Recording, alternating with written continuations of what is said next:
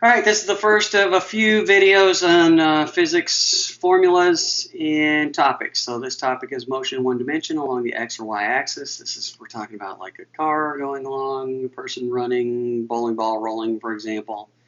If v is constant, velocity is change in distance over time. If a is constant, we've got a series of equations that we can use for that. I'll go over those in more detail if necessary.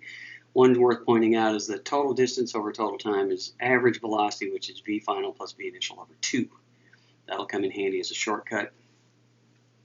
Don't forget that acceleration is just a change in velocity. Velocity is speed in a given direction. So if the direction is changing, the speed is the same, then we're good. Negative acceleration horizontally is slowing down. Vertically, negative acceleration means accelerating downward.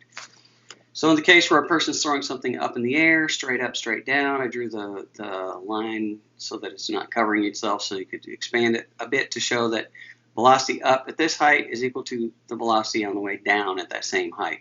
So every velocity, every corresponding height has the same velocity in opposite direction. On the way up, it's positive. On the way down, it's negative. So if you consider this, v final equals negative v initial. All right, so the case where you're going to throw something straight up in the air, worthwhile to point out is at the top, the velocity at the top is 0, but the acceleration is still negative 9.8. We know this acceleration is true because the thing slows down on the way up, stops, and then speeds up on the way down. So little quick shortcut, time up to the top is equal to v initial over g. So if you think about g as 10, negative 10, v initial, 10 meters per second squared, the negative sign only implies direction, so we can leave it as positive 10. So if you throw something up with a velocity of 30 meters per second, it takes about 3 seconds to get to the top. And then it'll take another 3 seconds to get back to the bottom. So that's what this is saying. The time up plus the time down is basically 2 times the time up.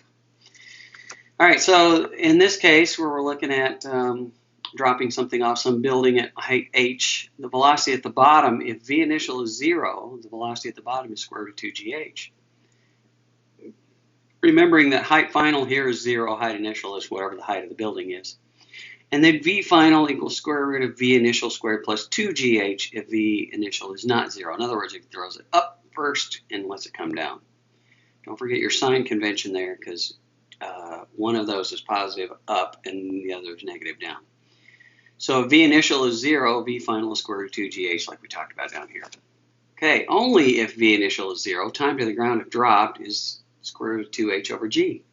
And the distance dropped is negative 4.9 t squared. So if you think about that, 4.9 is about 5. So 5t squared, if it falls for 1 second, it's 5 times 1 squared, or 5 meters. Falls for 2 seconds, it's 5 times 2 squared, which is 20 meters. 2 squared is 4 times 5 is 20. 3 seconds, 3 squared is 9 times 5 is about 45 meters. Got it? Okay, so if you just take your time that it fell, square that, multiply by about 5, you're going to get about the approximate distance that it fell. So if v initial is not 0, then the time of flight can be found using the quadratic, where a is negative 4.9, b is the initial vertical velocity, and c is the initial height. There's the quadratic. Have fun.